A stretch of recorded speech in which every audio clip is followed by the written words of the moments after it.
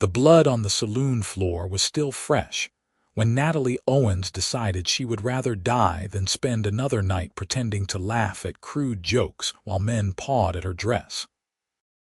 She stood in the back room of the Silver Star Saloon in Kingfisher, Oklahoma, staring at her reflection in the cracked mirror, seeing a 22-year-old woman whose eyes had grown hard before their time, and she knew with absolute certainty that if she did not leave this life soon, there would be nothing left of her soul to save. It was late spring in 1885, and the Oklahoma Territory was still raw and untamed, a place where fortunes could be made or lost on the turn of a card, where violence erupted as suddenly as summer storms, and where women like Natalie had few choices beyond selling their bodies or their labor in ways that often amounted to the same thing. She had come to Kingfisher 3 years ago after her father died, leaving her with nothing but debts she could never hope to repay. The saloon owner, a cruel man named Victor Mathers, had offered her work, and she had been desperate enough to accept before she understood what the work truly entailed. The other girls seemed content enough with their lot, or at least resigned to it. They spent their money on cheap perfume and cheaper whiskey, and they laughed too loud at everything, as though volume could drown out the emptiness. But Natalie had never been able to make peace with it. Every night she smiled and flirted and let men buy her watered-down drinks while their hands wandered where they should not, and every night she died a little more inside. She was washing the makeup from her face when Ruby came bursting into the room, her face flushed with excitement. Ruby was barely 19, pretty in a fragile sort of way, and she had not yet learned that excitement in a place like this usually meant trouble. "Natalie, you have got to come see this cowboy who just walked in," Ruby said breathlessly. "He is tall as a tree and twice as handsome, and he has got the most incredible blue eyes I have ever seen." Natalie did not look up from the basin. They all have incredible something until they open their mouths. "No, this one is different. He looks like he actually respects women. You can see it in the way he carries himself. Ruby, a man who respects women does not come to a saloon looking for company." Natalie dried her face and turned to look at the younger girl.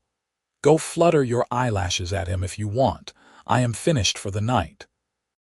But Mathers said, "I do not care what Mathers said. I am going to bed." Ruby's face fell, but she did not argue. She knew better than anyone how Natalie got when she was in one of her moods. She slipped back out to the main room, leaving Natalie alone with her thoughts and the distant sound of a piano playing some melancholy tune she did not recognize. Natalie was unlacing her corset when she heard the shouting. Male voices, angry and loud, followed by the crash of breaking furniture. She closed her eyes and tried to ignore it. Fights broke out in the Silver Star almost every night, usually over cards or women or both. But then she heard Ruby scream, a sound of genuine terror, and despite every instinct telling her to stay hidden, Natalie found herself running toward the noise. The main room was in chaos. 2 men were grappling near the bar, knocking over chairs and tables as they traded blows. Ruby was pressed against the wall, her face white with fear, and Mathers was shouting for someone to get the sheriff. But what caught Natalie's attention was the tall man standing between Ruby and a third drunk who was advancing with a broken bottle in his hand. The tall man was indeed handsome, with dark hair and startling blue eyes, dressed in worn but clean clothing that marked him as a working cowboy. He stood very still, his hands relaxed at his sides, and when he spoke, his voice was quiet and calm. "You do not want to do that, friend." The drunk with the bottle laughed, a harsh sound. "She is just a whore. Move aside or I will cut you too." The lady said no. "That means no. Now put down the bottle and walk away." "Lady," the drunk spat on the floor, "there are no ladies here." What happened next occurred so quickly that Natalie almost missed it. The drunk lunged with the bottle, but the cowboy moved like water, stepping aside and catching the man's wrist in one smooth motion. A twist, a cry of pain, and the bottle clattered to the floor. The cowboy swept the drunk's legs out from under him and put him down hard, then released him and stepped back. "Stay down," the cowboy said quietly. "I do not want to hurt you." The drunk stayed down. The sheriff arrived moments later, a heavy-set man named Tom Braddock, who was better at collecting bribes than keeping the peace. He looked at the chaos side and started sorting out who had done what to whom. The two men who had been fighting were both arrested for being drunk and disorderly. The man with the bottle was hauled away, still nursing his wrist and muttering threats. And through it all, the tall cowboy stood calmly to one side, answering questions in that same quiet voice. Natalie found herself moving closer, drawn by something she could not quite name. She reached Ruby and put an arm around the shaking girl. "Are you all right?" Natalie asked. Ruby nodded, tears streaming down her face. "He was going to kill me. That man was going to kill me, and nobody was going to stop him." Nobody except, she looked toward the cowboy, her eyes full of gratitude and something that might have been hero worship. The sheriff finished taking statements and left, taking the troublemakers with him. Mathers immediately began berating the staff for allowing the fight to happen, as though any of them could have prevented it. The cowboy picked up his hat from where it had fallen during the scuffle, dusted it off, and started toward the door. Natalie did not think about what she was doing. She just found herself following him, catching his arm just as he reached the entrance. "Wait," she said. He turned, and up close, she realized he was even more striking than she had thought. He had a strong, honest face, weathered by sun and wind, with small lines around his eyes that suggested he smiled often. He looked to be in his late 20s, maybe 30 at most. And when those blue eyes met hers, she felt something shift inside her chest, like a door opening after being locked for too long. "Madam," he said politely, "I wanted to thank you for helping Ruby, for standing up for her when nobody else would." He looked uncomfortable with the gratitude. "It was the right thing to do. Any decent man would have done the same. You would be surprised how few decent men there are in a place like this." Natalie realized she was still holding his arm and let go, feeling suddenly self-conscious. "What is your name?" "Samuel Carson." "Most people call me Sam." "I am Natalie Owens. Most people call me." She trailed off, thinking of all the things the patrons called her and the other girls, none of them her actual name. "Natalie is fine." Sam tipped his hat to her. "It was nice to meet you, Miss Natalie. I hope your friend recovers from her fright." He was turning to leave again when Natalie heard herself say, "Why did you come here tonight?" Sam paused, looking back at her with a slightly puzzled expression. "I was supposed to meet someone about a job, but he never showed up. I figured I would have one drink and then head back to my boarding house." "A job doing what?" "Ranch hand work, mostly. I have been working cattle drives up from Texas, but I am getting tired of being on the trail all the time. I was hoping to find something more settled around here." He smiled, and the expression transformed his face. "I am not getting any younger, and I guess I am ready to put down some roots." Natalie's heart was pounding, and she was not entirely sure why. She barely knew this man. He was just another cowboy, no different from the dozens who passed through Kingfisher every month. Except he was different. He had stood up for Ruby without expecting anything in return. He had handled violence without becoming violent himself. And he was looking at Natalie like she was a person, not a commodity. "I should go," Sam said, and this time there was a note of reluctance in his voice. "I hope things get better for you, Miss Natalie. You seem like you deserve better than this place." He left before she could respond, disappearing into the darkness beyond the saloon's bright lights. Natalie stood in the doorway for a long moment, watching the space where he had been, feeling something unfamiliar stirring in her chest. It took her several minutes to recognize it as hope. That night, Natalie lay awake in the cramped room she shared with two other girls, staring at the ceiling and thinking about Samuel Carson. She thought about his quiet strength, his calm voice, the way he had looked at her like she mattered.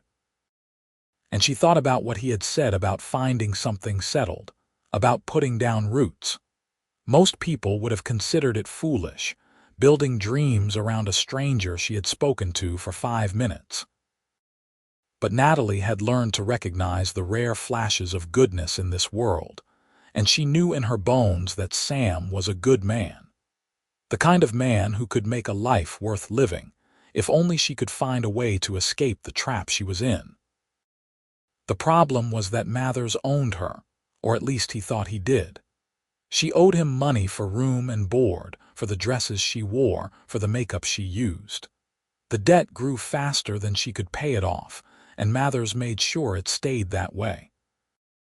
The other girls who had tried to leave had been dragged back and beaten as an example. One had simply disappeared, and nobody dared ask what had happened to her. But as Natalie lay there in the darkness, listening to the sounds of the other girls sleeping, she made a decision. She was getting out, no matter what it took. And somehow, someway, she was going to see Samuel Carson again. The opportunity came sooner than she expected. 3 days later, Natalie was walking to the general store on her one afternoon off when she saw Sam outside the telegraph office. He was reading a telegram with a frown on his face, and he looked tired and frustrated. Natalie's first instinct was to walk past without saying anything. What could she possibly say to him? But then Sam looked up and saw her, and his face brightened with genuine pleasure. "Miss Natalie," he said, touching his hat brim, "it is good to see you again. You too, Mr. Carson." Natalie felt heat rising in her cheeks and cursed herself for blushing like a schoolgirl. "You look troubled. I hope everything is all right." Sam folded the telegram and tucked it in his pocket. "Just dealing with some disappointment. The man who was supposed to hire me changed his mind. Apparently, he found someone who would work for less." "I am sorry to hear that. It is all right. There will be other jobs." Sam smiled, but it did not quite reach his eyes. "I have been thinking about heading north, maybe up toward Kansas. I hear there is work up there." Natalie felt a sudden panic at the thought of him leaving. "When? Soon. Maybe in a few days, once I settle my accounts." He looked at her more closely. "Are you all right, Miss Natalie? You look pale." "I am fine. Just—" She took a breath and made another decision, one that was either very brave or very foolish. "Actually, I am not fine. I need help, and I do not have anyone else to ask." Sam's expression shifted to concern. "What kind of help?" Natalie glanced around to make sure nobody was listening, then lowered her voice. "I need to get out of the Silver Star, away from Mathers, but he will not let me go. He says I owe him money and he will do whatever it takes to keep me there." "How much do you owe?" $200. Maybe more, depending on how he does his accounting. Natalie laughed bitterly. "It might as well be 2,000. I will never earn that much, not the way he pays us." Sam was quiet for a moment, his blue eyes studying her face. "Why are you telling me this?" "Because you are the only person I have met in 3 years who treated me like a human being. Because when I look at you, I see someone who might actually care whether I live or die." Natalie felt tears threatening and blinked them back fiercely. "And because I am desperate, Mr. Carson. I am so desperate that I am willing to ask a near stranger for help, even though I know it is unfair and I have no right to burden you with my problems." Sam did not answer immediately. He looked down at his boots, then out at the street, then back at Natalie. When he spoke, his voice was gentle. "I do not have $200 to give you, Miss Natalie. I barely have 20 to my name right now, but I do have something else. I have a small ranch about 10 miles north of here." Nothing fancy, just 160 acres I claimed under the Homestead Act. I have been working it in between cattle drives, trying to build it up into something sustainable. It is hard work and lonely work, and I could use some help running it. Natalie's heart skipped a beat. What are you saying? I am saying I could hire you, give you a legitimate job with fair pay and a place to stay that is not a saloon. You would have your own room and you would be treated with respect. I give you my word on that. The work would be hard, but it would be honest. And it would get you away from Mathers. But what about the money I owe him? Sam's jaw tightened. Mathers does not own you. No man owns you. If you want to leave, you have every right to leave, debt or no debt. He might try to stop you, but he would have to go through me first. Natalie stared at him, hardly daring to believe what she was hearing. Why would you do this for me? You do not even know me. I know enough. I know you are a decent woman stuck in a bad situation through no fault of her own. I know you want something better for yourself. And I know what it is like to feel trapped and hopeless. Sam met her eyes steadily. I am not expecting anything from you except honest work, Miss Natalie. This is not some scheme to take advantage of you. I am offering you a job, nothing more and nothing less. A chance to start over with dignity. Natalie felt tears spilling down her cheeks now, and she did not try to stop them. When can I start? Can you be ready tonight, after dark? Yes. Yes, I can be ready, Sam nodded. Then meet me at the north end of town by the old oak tree everyone uses as a landmark. Midnight. Bring whatever you can carry easily, but do not worry about much else. I will make sure you have what you need. Mathers will come after me, after us. Let him try. There was steel in Sam's voice now. I am not afraid of Victor Mathers. They parted ways after that, Sam heading to make preparations and Natalie continuing to the general store in a daze. She went through the motions of buying the few supplies she had come for, but her mind was spinning with possibilities and fears. Was she really going to do this? Run away in the night with a man she had only met once before. It was madness. It was reckless. It was possibly the most dangerous thing she had ever done.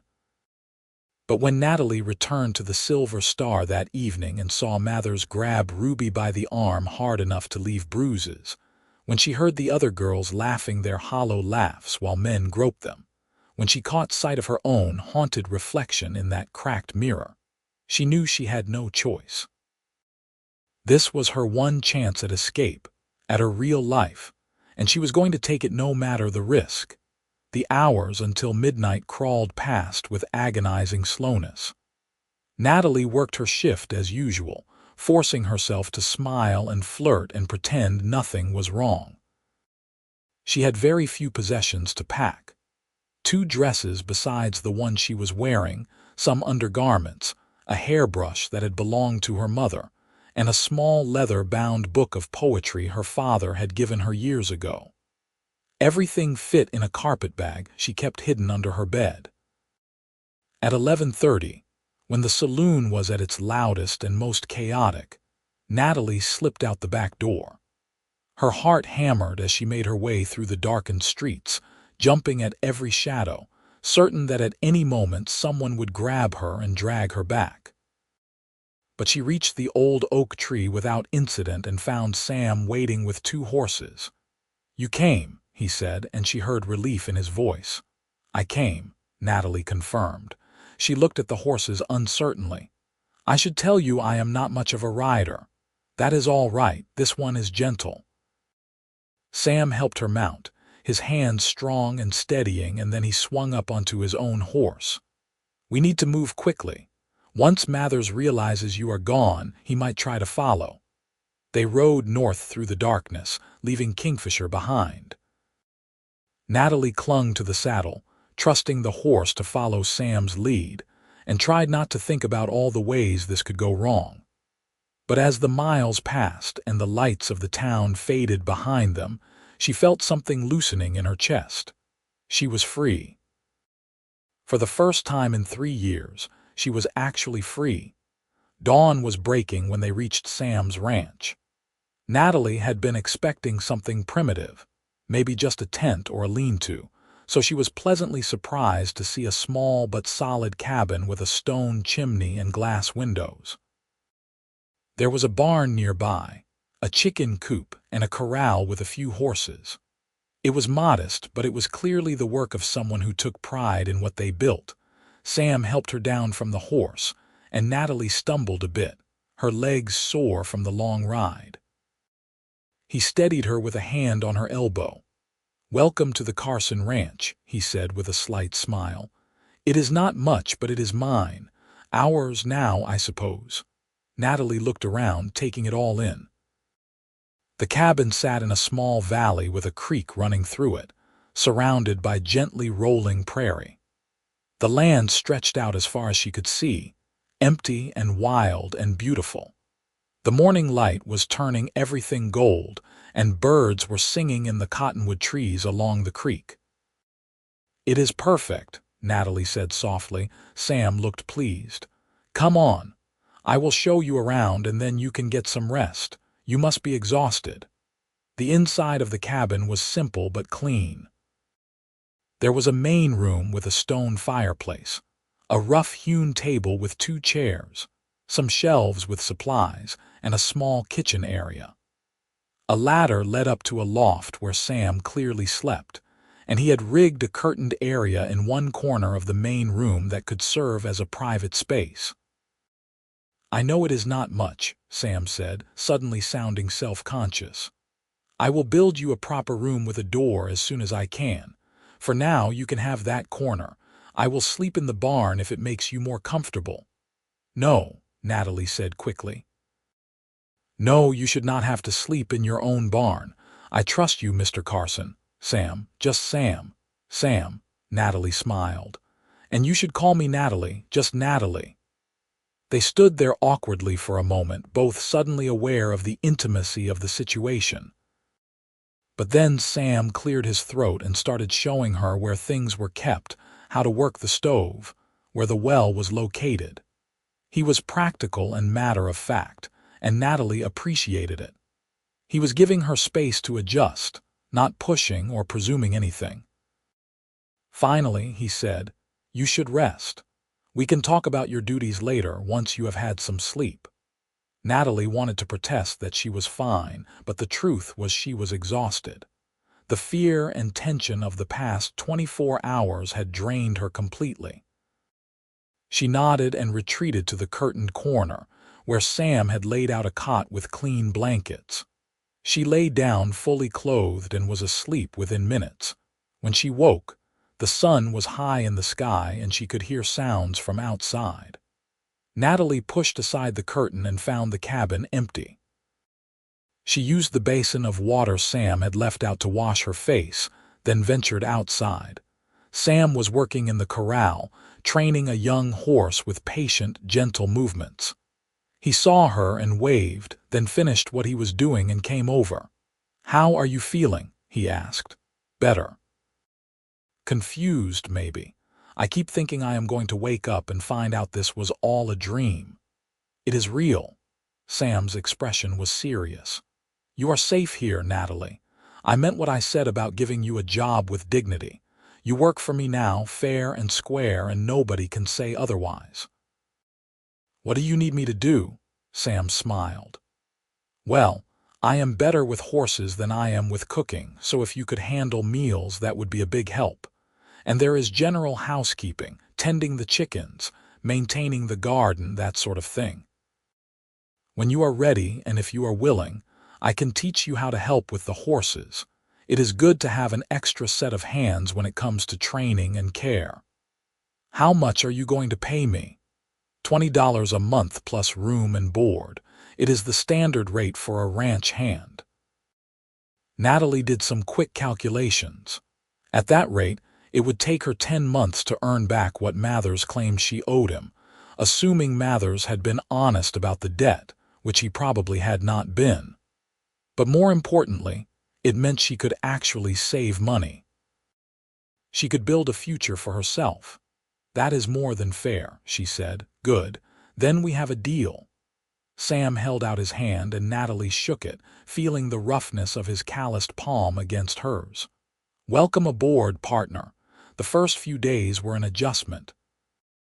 Natalie had never lived anywhere as quiet as the ranch. At night, instead of piano music and drunken laughter, she heard crickets and coyotes and the wind in the grass. Instead of waking to the sounds of the other girls arguing about borrowed dresses, she woke to roosters crowing and Sam quietly making coffee. It was strange and wonderful and occasionally lonely, but she was not lonely for long. Sam was an easy man to be around. He spoke when he had something to say and was comfortable with silence when he did not. He never raised his voice, never made demands, never looked at her with anything but respect.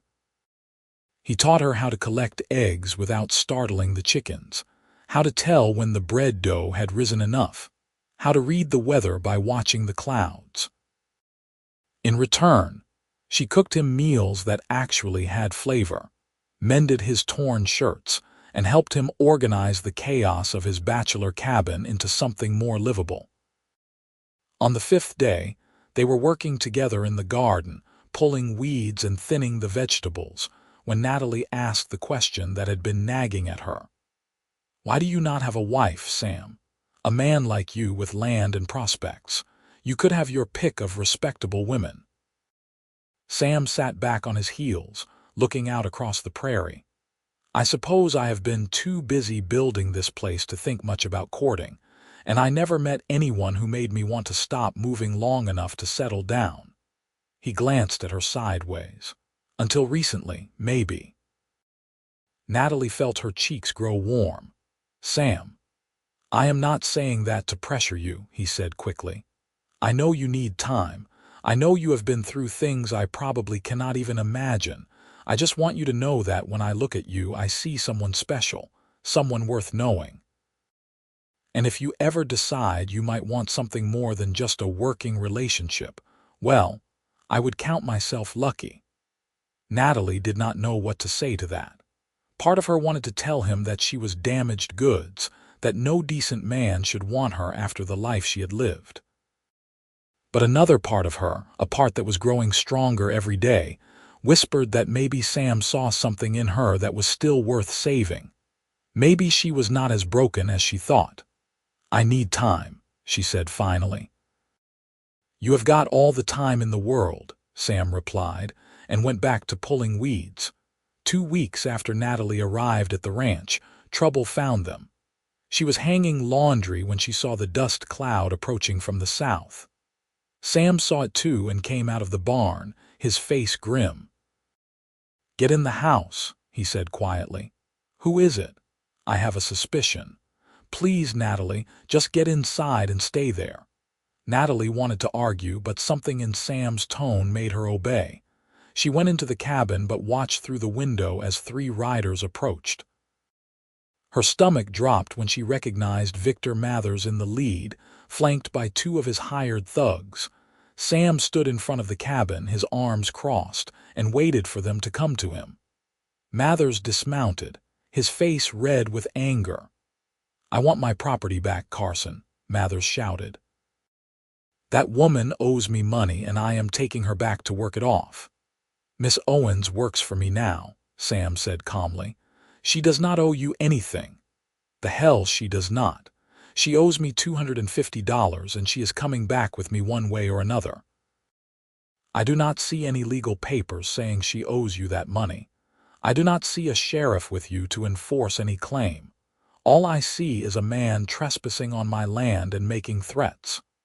Mathers took a step forward, and his 2 men moved to flank him.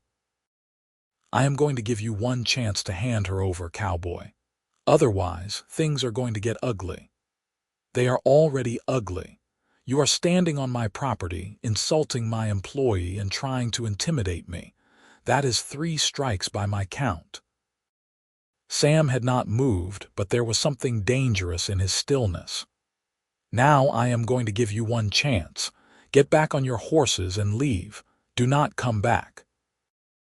And if I hear that you have been spreading lies about Miss Owens or trying to cause trouble for her, I will ride into town and have a very public conversation with the sheriff about your business practices.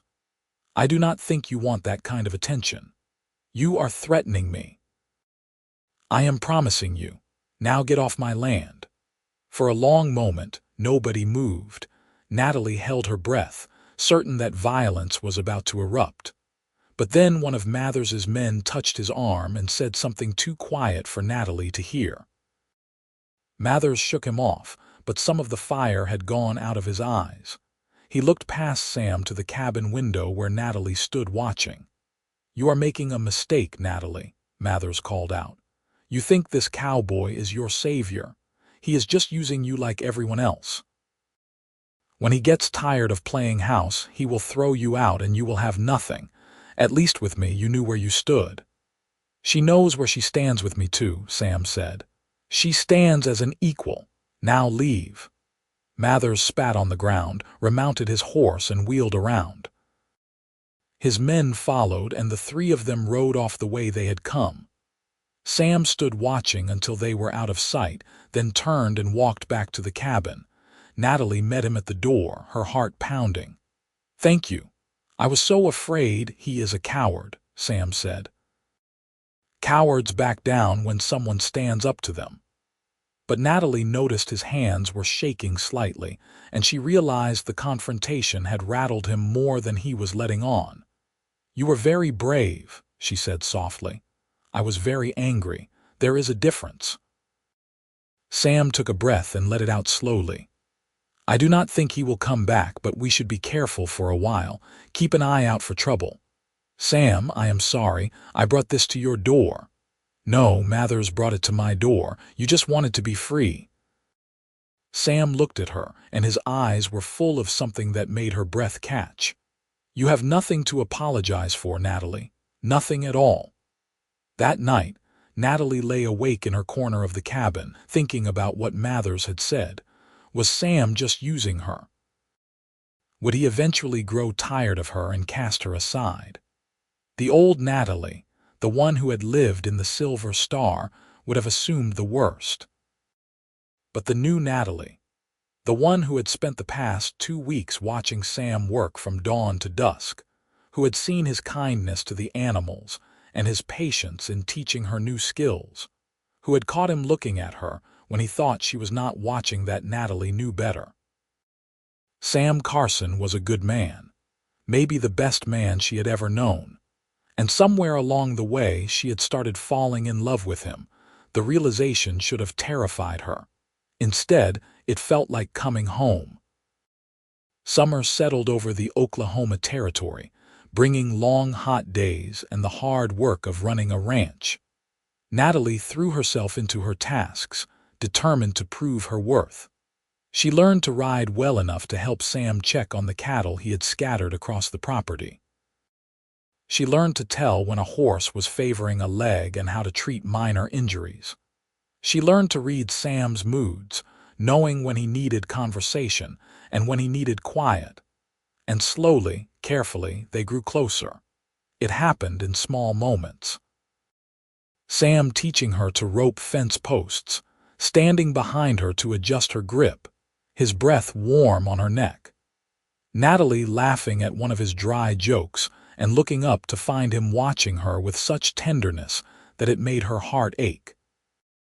The two of them sitting on the porch in the evening, sharing coffee and comfortable silence while the sun painted the sky in shades of orange and pink.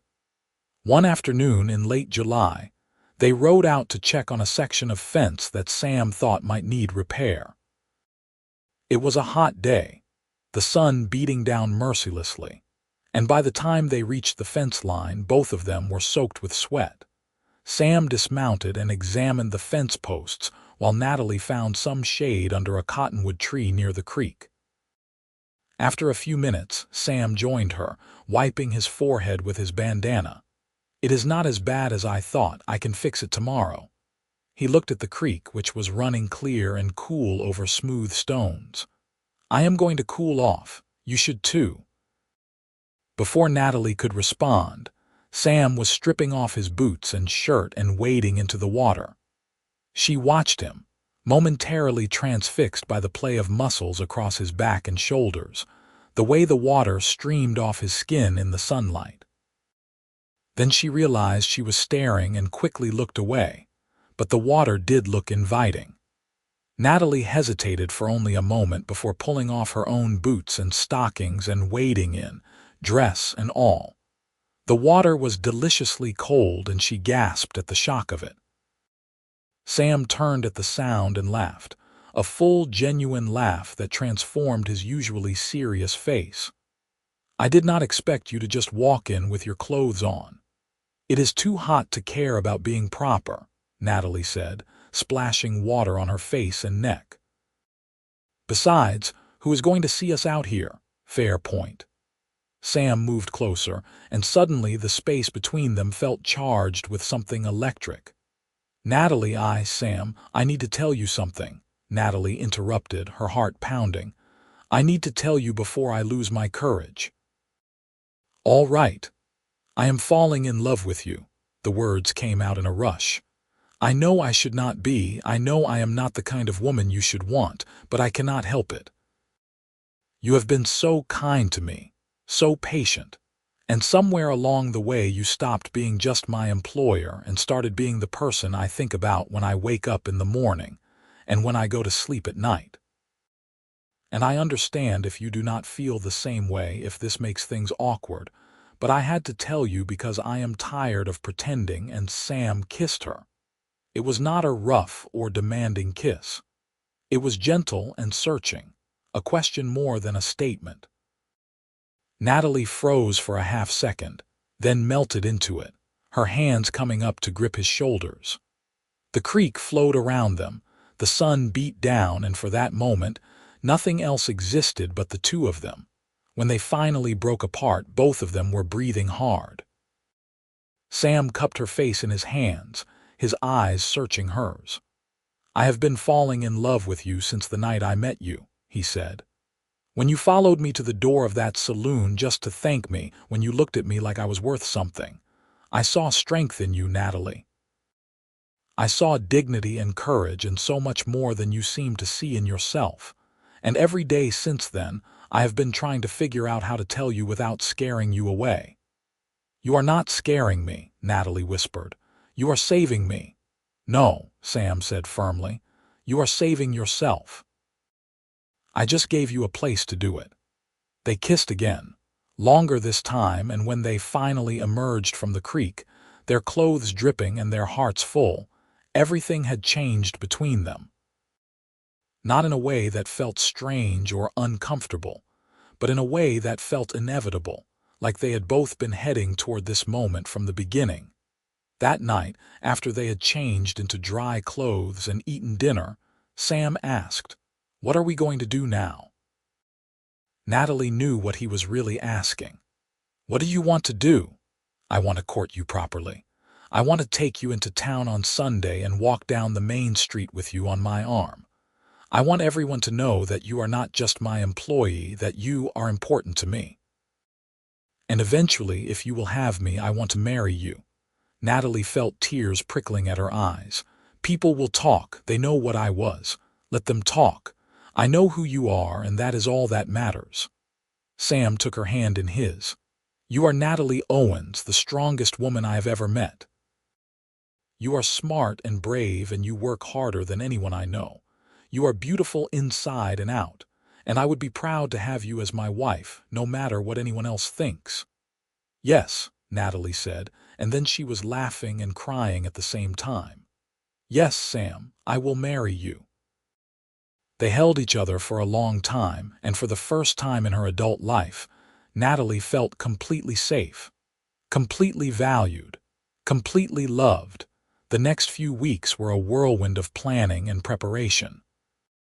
Sam insisted on doing things properly, which meant announcing their engagement and setting a date for the wedding.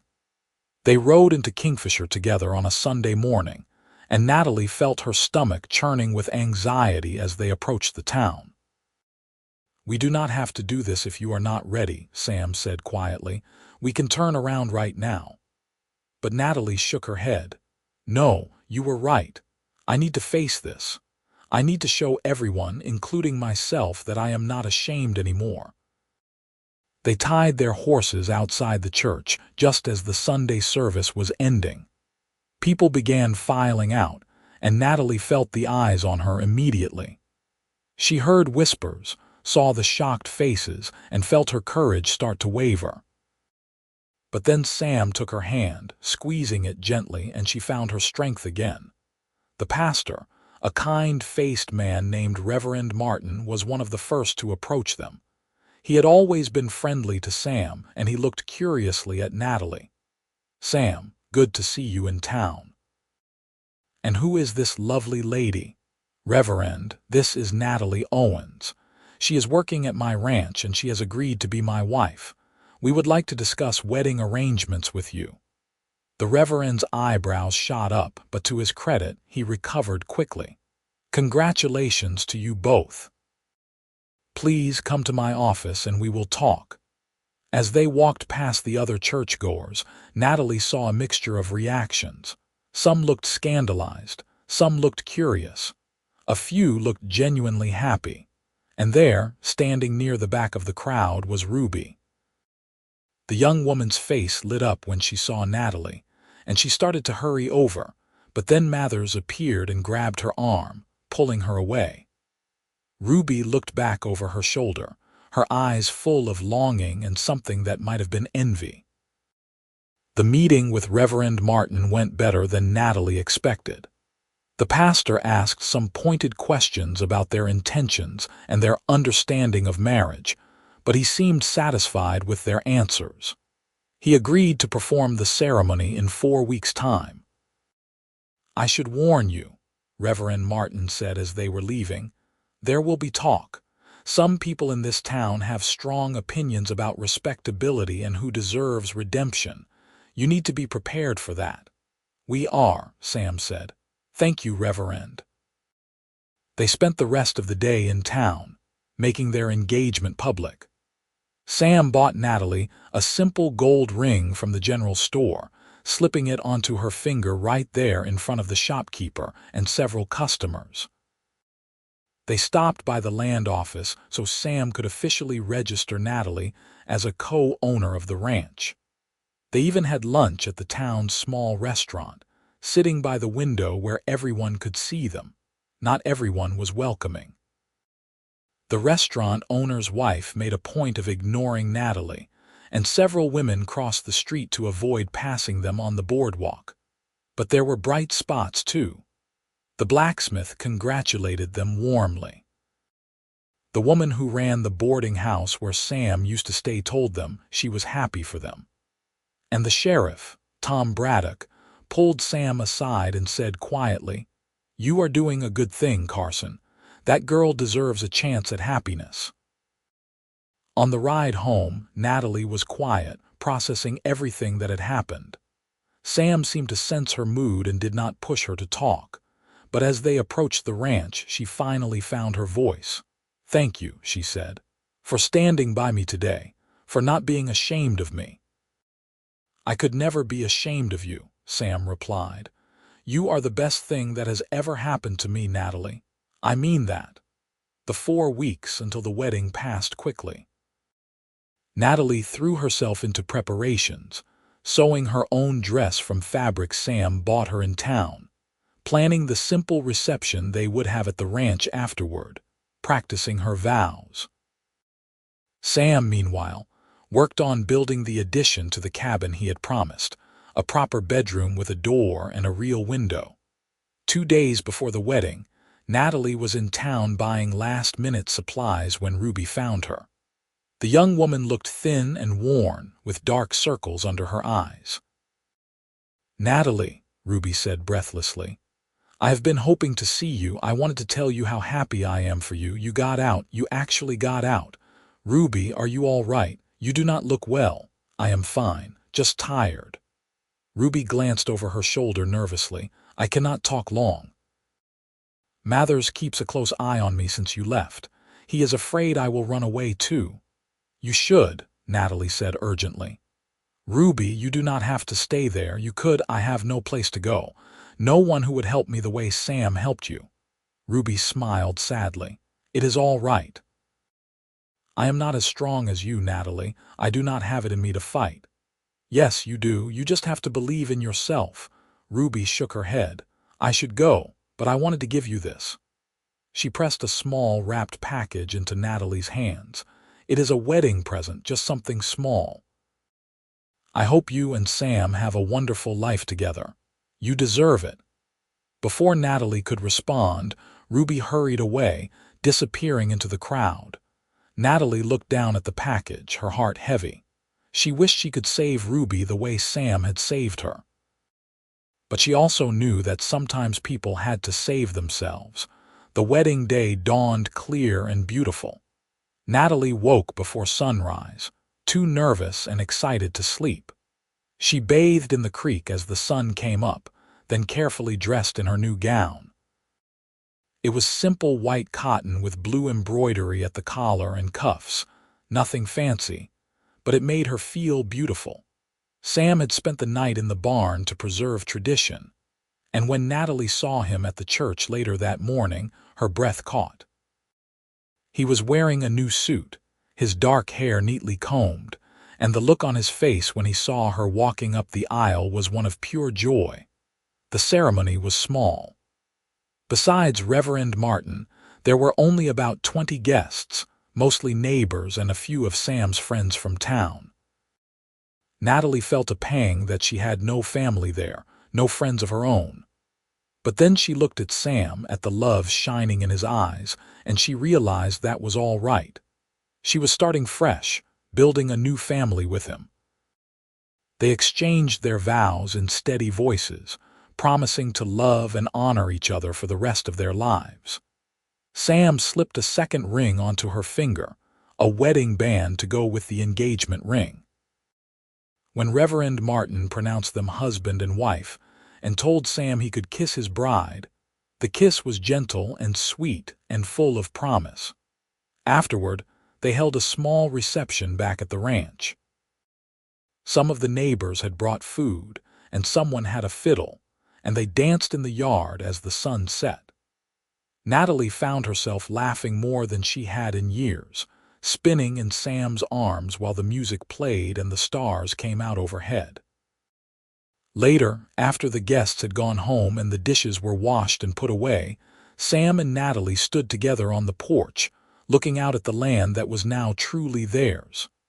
"How are you feeling, Mrs. Carson?" Sam asked, wrapping his arms around her from behind. "Happy," Natalie said simply. "I never thought I could feel this happy." "Get used to it. I plan on making you happy every day for the rest of our lives." They went inside to the new bedroom Sam had built, and for the first time, Natalie gave herself to a man not out of obligation or desperation, but out of love. It was tender and awkward and perfect, and when they fell asleep afterward, tangled together in the narrow bed, Natalie felt a peace she had never known before. The first year of their marriage was not without challenges. The ranch demanded constant work, and there were days when they were both so exhausted they could barely speak. There was a drought in August that threatened their water supply. There was a bad winter storm in January that killed 2 of their cattle. There were moments when money was tight and the future uncertain, but through it all, their love for each other only grew stronger. Sam taught Natalie everything he knew about ranching, treating her as a true partner rather than just a helper. Natalie, in turn, brought warmth and life to the cabin, making it into a real home. They learned to read each other's moods, to support each other through the hard times, to celebrate even small victories. One afternoon in early spring, Natalie realized she had not had her monthly courses in over 2 months. She did not say anything to Sam at first, not wanting to get his hopes up until she was certain. But when a 3rd month passed and she started experiencing morning sickness, she could not keep the secret any longer. She waited until after dinner one evening when they were sitting together by the fire. Sam was mending a piece of tack and Natalie was supposed to be sewing, but she found herself just watching him, trying to figure out how to say what needed to be said. Finally, she just blurted it out. "I am pregnant." Sam's hands stilled. He looked up at her slowly, his eyes wide. "You are sure?" "As sure as I can be without seeing a doctor. But yes, I think so. We are going to have a baby, Sam." For a moment, Sam just stared at her. Then his face broke into the biggest smile she had ever seen, and he was across the room in 2 strides, pulling her into his arms and spinning her around. "A baby," he kept saying. "We are having a baby." "You are happy?" Natalie asked, laughing at his reaction. "Happy, Natalie, I am beyond happy. I am." He set her down gently, his hands moving to rest on her still flat belly. "I am going to be a father. We are going to be parents." They held each other for a long time, both of them crying a little, both of them overwhelmed by the magnitude of this new development. They had talked about having children someday, but somehow someday had arrived faster than either of them expected. The pregnancy was not easy. Natalie was sick for the first few months, barely able to keep food down. Sam hovered over her constantly, worried and protective, until she finally had to tell him firmly that she was pregnant, not dying, and he needed to let her do her work. But even as her body changed and the work became harder, Natalie felt a deep contentment. She was bringing new life into the world, a child who would be born into love and security, and that felt like a kind of redemption. One day in late summer, when Natalie was heavily pregnant and moving slowly, a rider approached the ranch. Sam went to meet them, and Natalie followed as quickly as her swollen belly would allow. To her shock, the rider was Ruby. The young woman looked terrible. She had a black eye and bruises on her arms, and she was so thin that her dress hung on her like a sack. Her horse was lathered with sweat, as though she had ridden hard. "Ruby," Natalie gasped. "What happened?" Ruby slid off the horse and nearly collapsed. Sam caught her, helping her sit on the porch steps. "I am sorry," Ruby said, her voice hoarse. "I did not know where else to go. Mathers beat me. I could not take it anymore. I just ran. I took one of his horses and rode here. I know I should not have come, but—" "You did exactly right," Natalie said firmly. She looked at Sam, who nodded. "You are welcome here, Ruby," Sam said. "We will help you however we can." They brought Ruby inside, got her cleaned up, and fed her a proper meal. The story came out slowly. After Natalie left, Mathers had become more brutal with the other girls, taking out his anger and frustration on them. Ruby had tried to leave once before and been dragged back and beaten. This time, she had waited until Mathers was passed out drunk, stolen a horse, and fled. "He will come looking for me," Ruby said, her hands shaking as she held a cup of coffee. "He will come here first." "Let him come," Sam said grimly. "I dealt with him once and I will deal with him again." But Mathers did not come.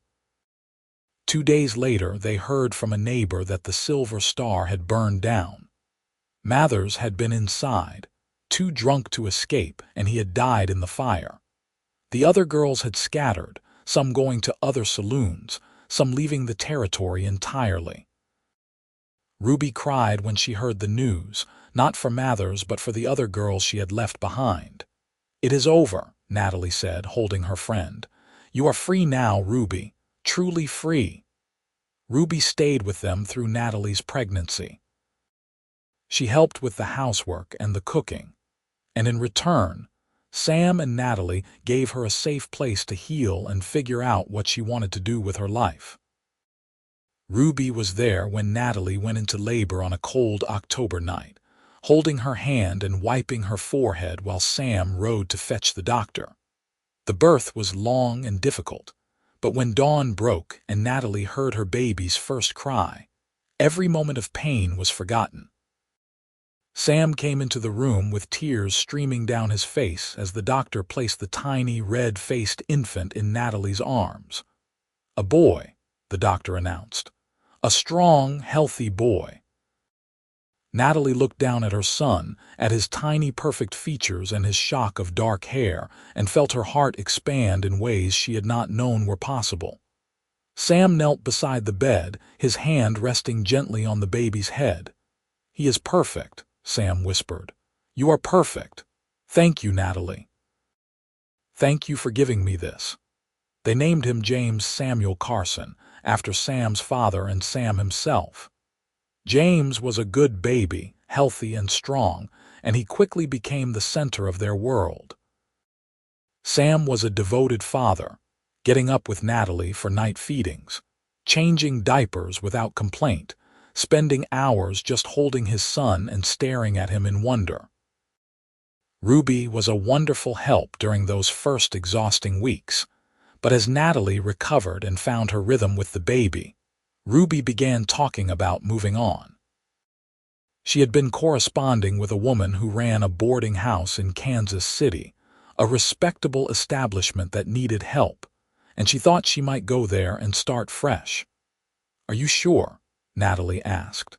She had grown to love having Ruby around, and she hated the thought of her friend leaving. "I need to find my own path," Ruby said. "The way you found yours. You and Sam saved me, gave me time to heal and find my courage, but I need to stand on my own 2 feet now. I need to prove to myself that I can do it." So in the spring, when James was 6 months old, they said goodbye to Ruby. It was a tearful parting, but also a hopeful one. Ruby rode north with money Sam and Natalie had insisted she take, with new clothes and a good horse, and with a promise to write once she was settled. Life settled into a comfortable rhythm after that. The ranch continued to grow and prosper. Sam bought more cattle, improved the buildings, and even hired a part-time ranch hand to help with the heavier work. Natalie managed the household, raised James, and continued to work alongside Sam whenever she could. When James was 2 years old, Natalie discovered she was pregnant again. This time, the pregnancy was easier, and when she gave birth to a baby girl in the spring of 1889, the delivery was quick and uncomplicated. They named her Sarah Rose Carson, and she had her mother's delicate features and her father's blue eyes. Sam was absolutely besotted with his daughter. He carried her everywhere, sang her nonsensical songs, and spent hours just watching her sleep. Natalie would sometimes find him in the rocking chair late at night, Sarah cradled in his arms, his face soft with love. "You are spoiling her," Natalie teased him one evening. "She is my little Rose." "I am allowed to spoil her," Sam replied, not taking his eyes off Sarah. Then he looked up at Natalie with an expression that made her heart skip. "Thank you for this, for our family, for making my life so full. I never imagined I could be this happy." "Neither did I," Natalie said softly. "I spent so many years just trying to survive, never thinking I could actually live. And now look at us. Look at what we built." They stood together in the doorway of the nursery, watching their children sleep, and Natalie thought back to that night in the saloon when she had looked in the mirror and seen a woman with nothing to live for. She had come so far since then. She had found love, built a family, created a life of dignity and purpose. The years passed, bringing both joys and sorrows. They lost a crop to hail one year and a barn to fire another. Sam's mother, who lived in Texas, passed away, and they made the long trip south for the funeral. Natalie's health wavered sometimes, the lingering effects of her hard years in the saloon occasionally catching up with her. But through everything, their love remained constant. James grew into a serious, thoughtful boy who loved helping his father with the horses. Sarah was wild and adventurous, always getting into mischief and coming home covered in mud. They added a third child in 1892, another boy they named Daniel, who had his mother's dark hair and a sunny disposition that charmed everyone he met. Ruby wrote to them regularly from Kansas City. She had indeed found work at the boarding house and had proven so capable that the owner, An elderly widow had eventually made her a partner. Ruby was thriving in her new life, and she wrote with pride about the respectable place she had carved out for herself. She even found love, marrying a kind shopkeeper named Edward who knew about her past and did not care.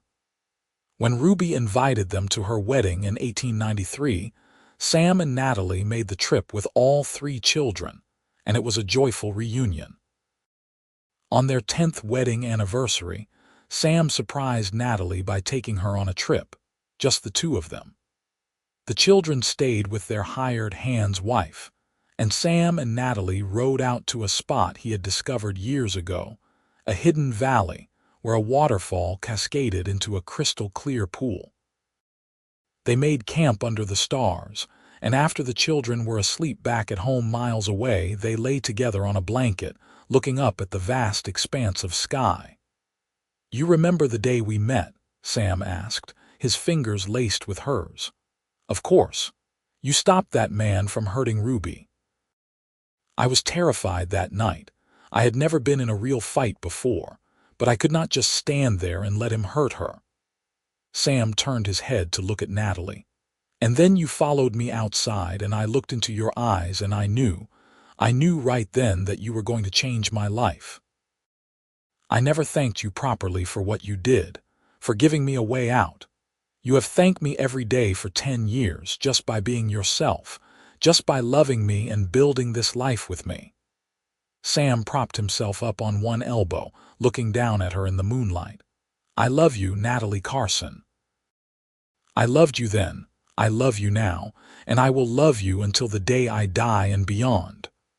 "I love you too," Natalie said, pulling him down for a kiss. "More than I ever thought I could love anyone." They made love under the stars, and it was as passionate and tender as it had been on their wedding night, tempered by years of knowing each other's bodies and hearts. Afterward, wrapped in each other's arms, Natalie thought about the girl she had been, desperate and hopeless in that saloon. She wished she could go back and tell that girl that everything would be all right, that love and happiness were waiting just around the corner. But then again, maybe that girl had known. Maybe that was why she had followed Sam outside that night. Maybe some part of her had recognized her salvation when she saw it. As the years continued to pass, Sam and Natalie watched their children grow and their ranch prosper. James developed into a skilled horseman and rancher, with his father's quiet strength and his mother's determination. Sarah never quite lost her wild streak, but she channeled it into a fierce intelligence and independence that made her parents proud. Daniel was the peacemaker of the family, always smoothing over conflicts and bringing laughter to tense situations. In 1898, when James was 14, Sarah was 12, and Daniel was 6. They made a significant expansion to the ranch, buying adjacent property and doubling their acreage. It was a risk, taking on that much debt, but Sam and Natalie had learned to trust their instincts, and their instincts said it was time to grow. The gamble paid off. Within a few years, the Carson Ranch was one of the most successful operations in the area. They employed several full-time hands, had a substantial herd of cattle, and a reputation for breeding excellent horses. Sam had become a respected figure in the community, known for his honesty and hard work. Natalie, too, had earned respect as a capable rancher and devoted mother. The whispers about her past had faded over time, replaced by admiration for what she had accomplished. One afternoon in the fall of 1899, Natalie was working in the garden when a wagon pulled up to the ranch. She did not recognize the driver, a middle-aged woman in plain but clean clothes, but there was something familiar about the young girl sitting beside her. Sam came out of the barn to greet them, and the woman climbed down from the wagon. "Are you Sam Carson?" "I am. What can I do for you?" "My name is Martha Green.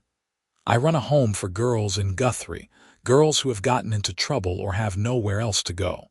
I heard about you and your wife from a woman named Ruby Edwards. She said if I ever needed help, you were the people to ask." Natalie came closer, wiping her hands on her apron. "Ruby sent you?" "Yes, madam. She told me your story, about how you got out of the saloon life and made something of yourself. She thought maybe you could talk to this young lady here." Martha gestured to the girl in the wagon. "Her name is Lucy. She is 15, and she has been working in a saloon in Guthrie.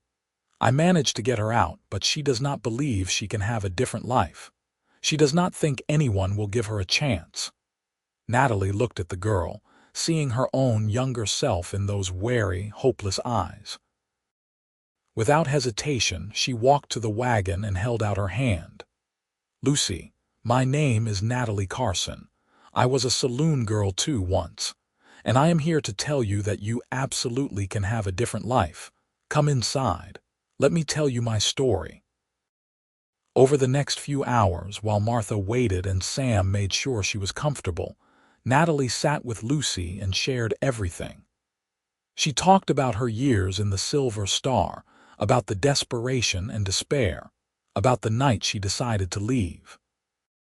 She talked about Sam's offer, about her fear and hope, about learning to believe in herself again.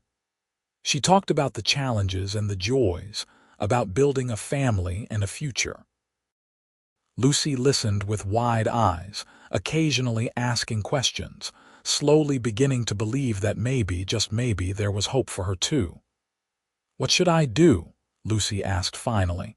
"How do I start over?" "You start by deciding that you are worth saving," Natalie said. "You start by accepting help from people who want to give it, and you start by doing the work every single day to build the life you want." When Martha and Lucy left that evening, Lucy looked different. There was a spark in her eyes that had not been there before. Martha thanked Sam and Natalie profusely, pressing a letter from Ruby into Natalie's hands before she left. Natalie read the letter that night by lamplight. Ruby wrote about her life in Kansas City, about the girls she had helped over the years, about how she had never forgotten what Sam and Natalie had done for her. She wrote that she thought of Natalie as a sister, as the example that had shown her she could be more than what circumstances had tried to make her. "I am going to be helping more girls like Lucy from now on," Natalie said to Sam as they got ready for bed. "Women who need to know there is a way out, who need to see that redemption is possible." "That is a wonderful idea," Sam said, pulling her into his arms. "You have so much to offer them. Your strength, your experience, your compassion." "It is because of you," Natalie said, looking up at him. "You gave me the chance I needed. Now I want to give that chance to others." And she did. Over the following years, Natalie became known as someone who would help women escaping difficult situations. She and Sam quietly provided jobs, shelter, advice, and support to dozens of women, asking nothing in return except that they work hard and believe in themselves. Some stayed in the area and built lives there. Some moved on to other places, other opportunities. But all of them left the Carson Ranch with more hope than they had arrived with. In 1902, James met a sweet-natured girl named Emily at a church social, and after a proper courtship, they married. Sam and Natalie gained a daughter-in-law they adored and, eventually, grandchildren. Sarah shocked everyone by announcing she wanted to go to college, something almost unheard of for women at the time. But Sam and Natalie supported her decision, even though it meant she would be far from home for years. Daniel, true to form, stayed close to home and became his father's right hand on the ranch. He had a gift for breeding horses, and under his management, the Carson Ranch horses became sought after throughout the territory. In the spring of 1907, Oklahoma achieved statehood. Sam and Natalie attended the celebrations in Guthrie, marveling at how much the territory had changed since they had first met. The wild, lawless place of their youth had been tamed and civilized, transformed into something new. You ever miss the old days? Natalie asked as they watched the parade. Sam considered the question. I miss the simplicity, maybe, but I do not miss the violence or the uncertainty. I like this new world we are building. It is better for our children and grandchildren. I agree. Though sometimes I think about that night in the saloon, about how scared I was, and I am amazed at how far we have come. We have come far because we walked together, Sam said, taking her hand. Every step of the way. They celebrated their 25th wedding anniversary in 1911 with a party that lasted 2 days. Friends and family came from all over, including Ruby and her husband, who made the trip from Kansas City. There was music and dancing, food and laughter, and speeches that made both Sam and Natalie cry. James, now a successful rancher himself with 3 children, stood up to toast his parents. My father taught me that a man's worth is measured by his integrity and his kindness, he said.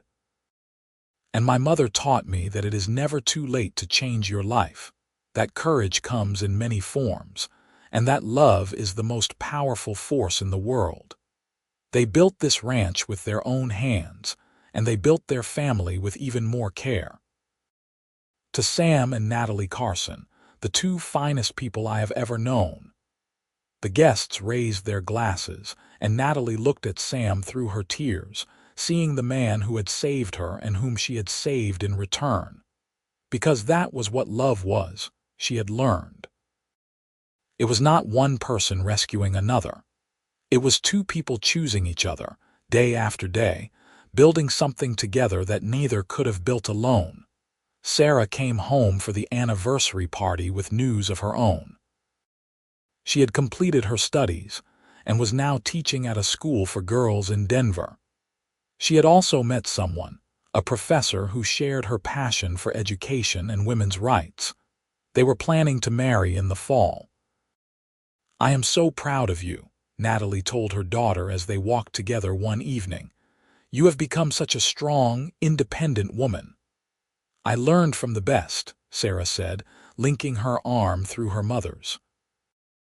You showed me that a woman does not have to accept the limitations society puts on her.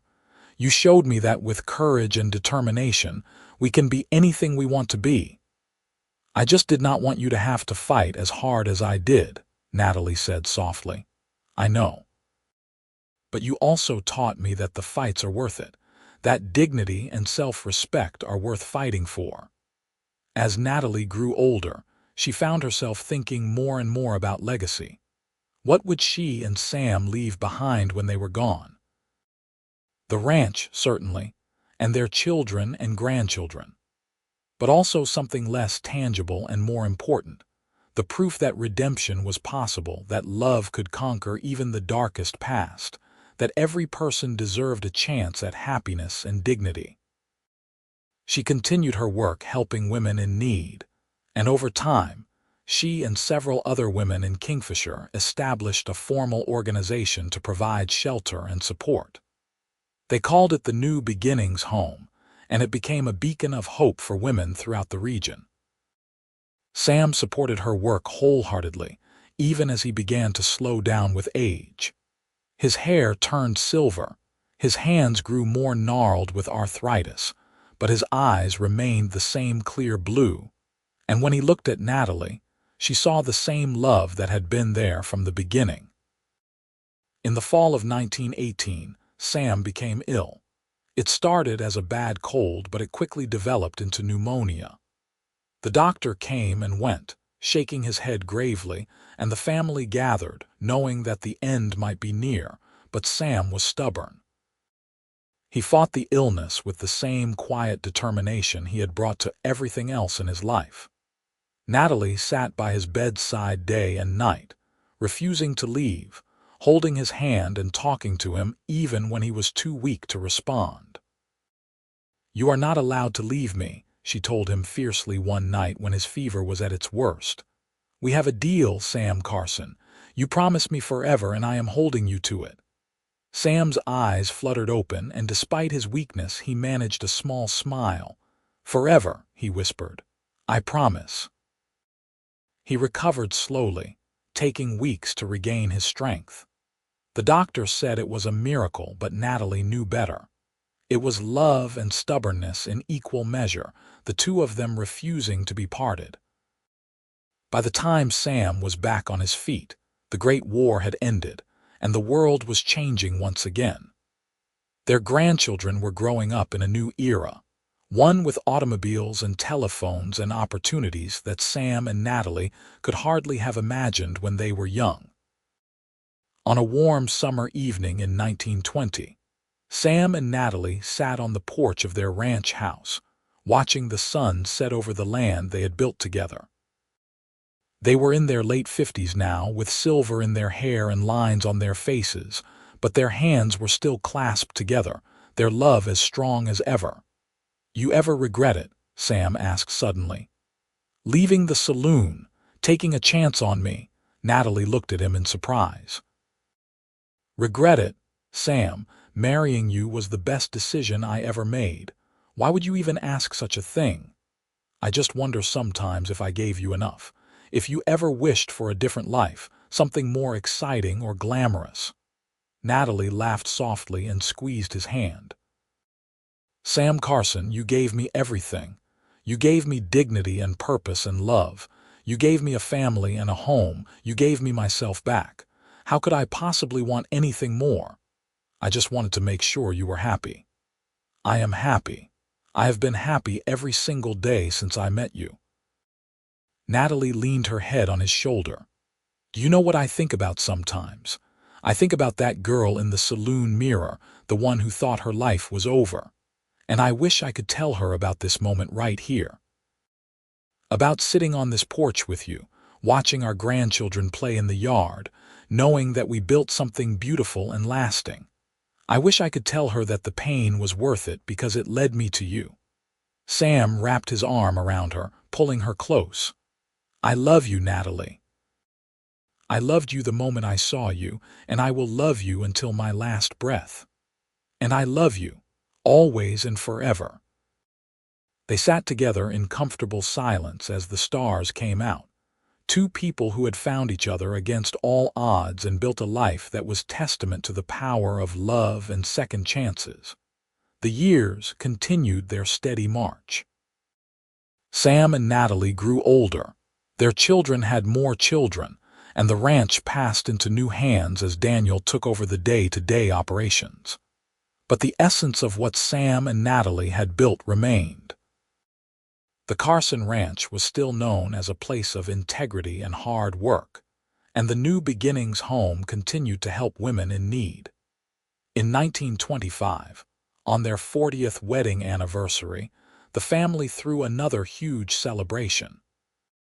This time, there were great-grandchildren running around, dozens of people whose lives had been touched by Sam and Natalie, and representatives from the New Beginnings home.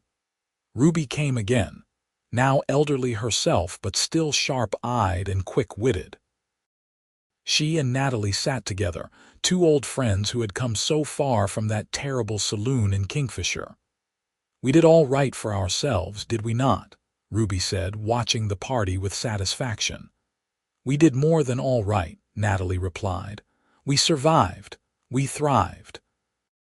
We built lives worth living, because of good men who saw our worth when we could not see it ourselves." Ruby looked at Sam, who was holding one of his great-grandchildren and laughing at something the child had said. "Sam Carson is one of the good ones. You were lucky to find him." "We were lucky to find each other," Natalie corrected. "I saved him as much as he saved me. That is what love does. It transforms both people." As evening fell and the party wound down, Sam found Natalie and led her away from the crowd. They walked together through the ranch, past the expanded barns and corrals, past the garden that was now tended by Daniel's wife, down to the creek where they had shared their first kiss all those years ago.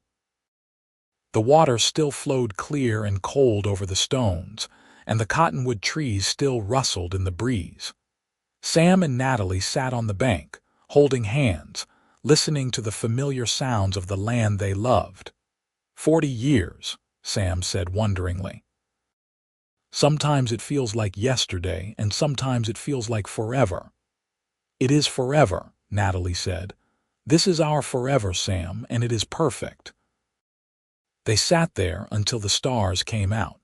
Two old people who had loved each other through every trial and triumph, who had built something lasting and beautiful, who had proven that dignity and love could triumph over the darkest past.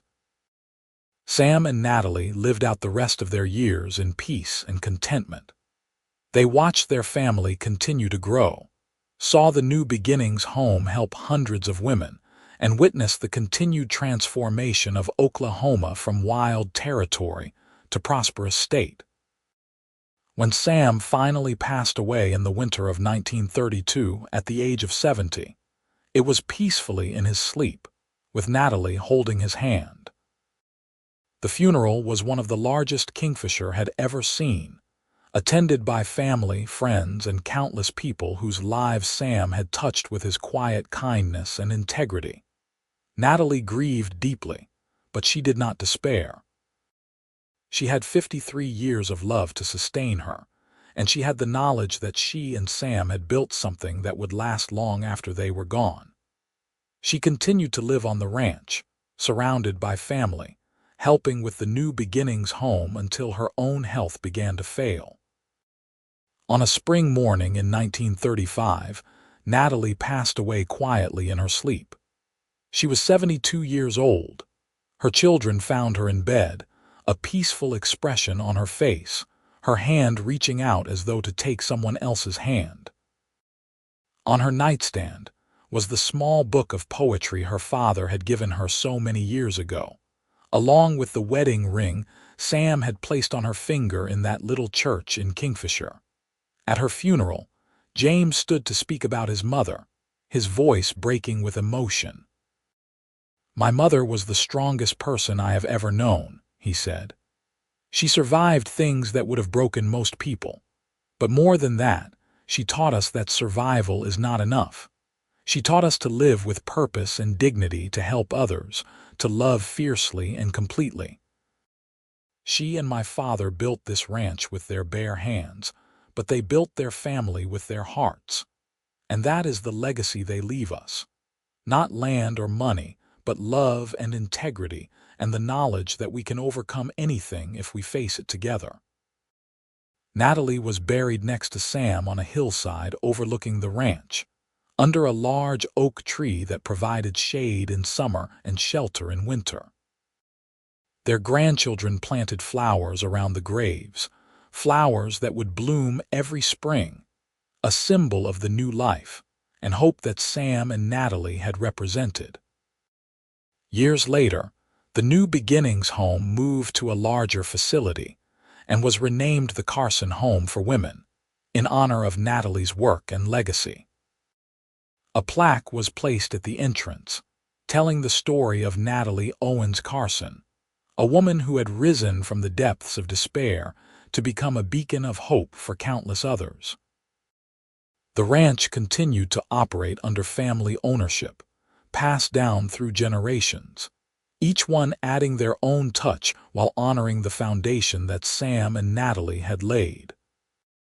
The story of how the ranch began, how Sam had given Natalie a job with dignity, and how that simple act of kindness had blossomed into a great love, became a family legend, told and retold to each new generation. And sometimes, on quiet evenings when the sun was setting over the Oklahoma prairie, family members would walk down to the creek where Sam and Natalie had shared their first kiss. They would stand there listening to the water flow over the stones, and they would remember. Remember two people who had found each other against all odds. Remember a love that had transformed two lives and touched countless others. Remember that dignity and redemption and second chances were not just possible, but were the very foundation upon which the greatest love stories were built. In the end, Sam and Natalie's story was not just about a cowboy who saved a saloon girl. It was about two people who saved each other, who chose love over fear, who built a life of meaning and purpose from the ruins of past pain. It was about the transformative power of seeing another person's worth, of offering dignity instead of judgment, of believing that everyone deserves a chance at happiness. Their story became a testament to the truth that it is never too late to start over, never too late to find love, never too late to build the life you dream of. All it takes is courage, kindness, and someone willing to extend a hand and say, "You are worth saving. Let me help you." And in that simple offer, in that moment of grace, everything can change. Lives can be transformed. Love can flourish. And two people can find their forever, right there in the wild heart of Oklahoma, under the vast open sky, where dreams still come true for those brave enough to reach for them.